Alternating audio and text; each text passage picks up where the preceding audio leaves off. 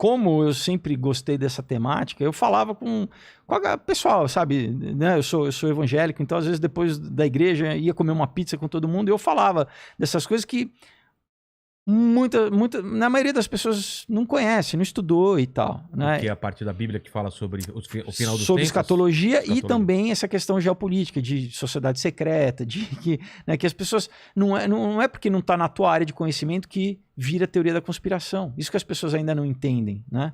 Então, que não é que às vezes o nosso conhecimento é limitado. Então, isso que eu queria saber, porque eu também já pesquisei muito sobre isso. Tem coisas que são reais e tem coisas que a gente não tem acesso e não sabe, mas existem teorias, né? Sim. O que você pesquisou, assim? O que existe mesmo de sociedades poderosas que meio que controlam o mundo? Então, tem o Bilderberg, né? Que é um grupo... Bilderberg. O que é esse grupo? Como então, eu cito aqui o Bilderberg, inclusive... Ah, então você colocou baseado em muita coisa real e inventou algumas coisas ou não? Não, é ficção, né? Mas tem muita coisa que é real. Por exemplo, né? Uma reunião, eles se encontravam nesse hotel aqui na Áustria, tá? É mesmo? Eu coloquei... Mas não é cada reunião em um lugar diferente? Não, mas há vários anos foi nesse mesmo hotel que eu fiz questão, usei o mesmo hotel? O mesmo hotel, entendeu? Cadê? Eu peguei a foto, mandei pro desenhista, falei, cara, a referência é essa. Caramba! Eu quero que você desenhe esse... Cadê? Eu vi lá na frente, né? Aquele que estão saindo do helicóptero. Aqui, ó. Esse que é? Tá vendo? Dá pra ver hotel aqui, Interalpen, Áustria. Esse hotel existe, o pessoal pode dar uma busca agora. E várias reuniões do Bilderberg aconteceram nesse hotel. Esse grupo o que é? É um grupo de políticos, Esse donos grupo, de banco, o que é? E tem gente também da nobreza europeia. É o que a gente chama da tecnocracia, né? Inclusive, o Fórum Econômico Mundial, o Klaus Schwab, que é o presidente do Fórum Econômico Mundial, que foi fundado em 72, se não me engano, ele era membro do Bilderberg, ele fazia parte do Bilderberg. Então, na verdade, o Fórum Econômico Mundial é uma front em inglês, assim, é uma fachada do Bilderberg, tá? Como assim? O que a gente precisa entender é que, assim, eles não querem aparecer, não querem chamar atenção para eles. Não. E eles trabalham, vamos dizer, imagina uma cebola, né? Que tem várias camadas. Camadas que vão, né? Você tem um círculo interno e daí você tem um círculo... Você tem Você tem o core, daí você tem o primeiro em volta, depois você tem o segundo em volta, o terceiro... E eles trabalham dessa forma, compartimentalizando, inclusive, para as pessoas... Tem gente que acha que é insider... E não é insider. Ele é simplesmente um operativo deles, entendeu? E essa estrutura é tanto das organizações como internamente, por exemplo, né? A organização jesuíta, né, que foi fundada pelo Inácio de Loyola, a ordem jesuíta já tinha esse mesmo esquema de, por exemplo, você só conhece 2 pessoas acima de você. Então você não sabe quem está acima de você. Você não sabe quem está na hierarquia, você não sabe quem está no topo da hierarquia. E é assim que funcionam eles também? Por exemplo, né, o Adam Weishaupt, que fundou, né, na Illuminati lá na Bavária, na Alemanha, no século XVIII, ele estudou na Universidade de Ingolstadt e ele se formou em Direito e ele era jesuíta. Mas ele era um cripto-judeu, né? Era uma família judia que se converteu meio de fachada para o cristianismo e passou a ordem jesuíta, que é o braço armado da Igreja Católica, né, que foi expulso de vários países, inclusive o próprio Inácio de Loyola, quando ele conta que ele teve uma revelação, mais ou menos como Maomé também, meio que, né, como Joseph Smith, esses caras que dizem que tiveram uma revelação assim. E é uma sociedade secreta, entendeu? O que a gente tem que desmistificar um pouco, né? Porque basicamente é o que é isso, as pessoas não querem que você saiba. Então, por que os órgãos de inteligência nos países, o MI6, né, a CIA nos Estados Unidos, todos, a origem deles são em sociedades secretas. Por exemplo, a origem da CIA é a Sociedade Skull and Bones, lá em Yale. Que foi fundada no século XIX, 1830, por aí. Então, assim, por quê? Porque que melhor para espionagem do que segredo, do que saber, né, preservar segredo, do que trabalhar com inteligência. Então, por exemplo, John Dee, que era um mago, né, na Idade Média, que era o conselheiro da primeira rainha Elizabeth na Inglaterra, ele é o 007 original. O Ian Fleming se inspirou nele e no Aleister Crowley, que foi um bruxo do século passado, né? O cara que influenciou os Beatles, Rolling Stones, o Raul Seixas, Paulo Coelho, né? Mas o John Dee, ele assinava 007. O quê? Que quer dizer two ball cane, 2 bolas e cana. A cana é o 7. Cana? Em referência a cana de bengala, tá? Que em inglês cane é uma bengala, mas o 7 tem esse desenho de uma bengala. Mas por quê? Então, porque faz referência ao Tubal-Caim. Tubal-Caim era, na maçonaria, é um dos pais da maçonaria, né? Além do Hiram Abif, entendeu?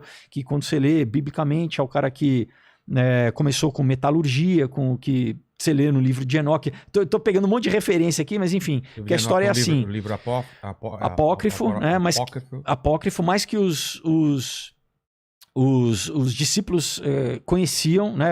Pedro cita, Judas cita no livro de Judas, né? Toda a questão que o livro de Enoque ele é muito escatológico, então alguns teólogos acreditam que durante a Septuaginta eles não quiseram traduzir e incluir no cânon né, o que virou a Bíblia, que é a Bíblia que a gente porque tem hoje. ele é muito messiânico, ele já aponta muito para Jesus, então na época os judeus que traduziram do hebraico para o grego ficaram, né, não quiseram, mas por exemplo na Bíblia etíope, o livro de Enoque faz parte do cânon. Ah, é?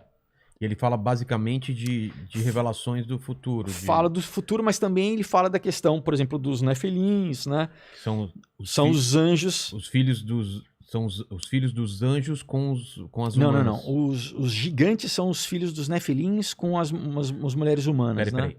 Então...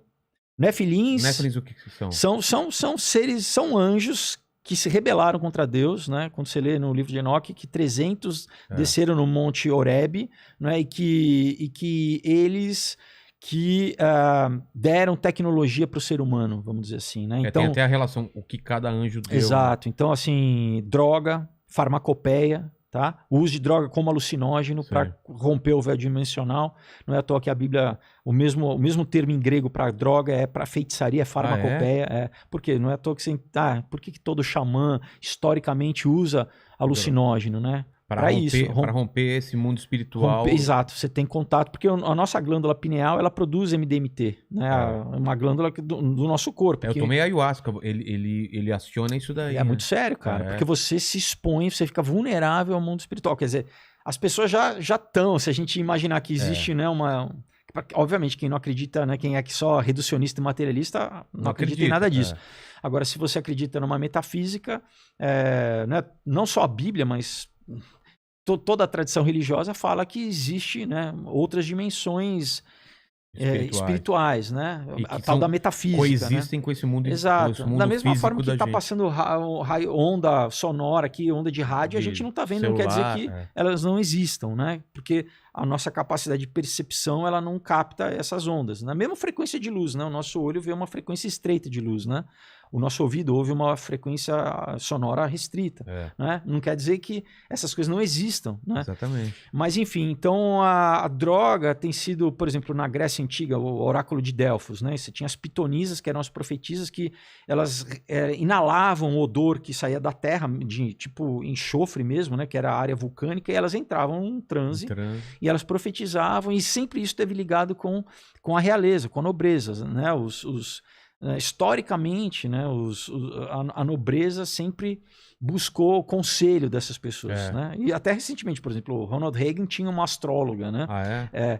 Então, assim, você pode buscar esse caminho, né? Que é um caminho, só que quem que está falando para você? Né? Você não sabe, né? Você não sabe se... Porque aí que tá, biblicamente falando, Deus ele não se revela dessa forma para o homem, né?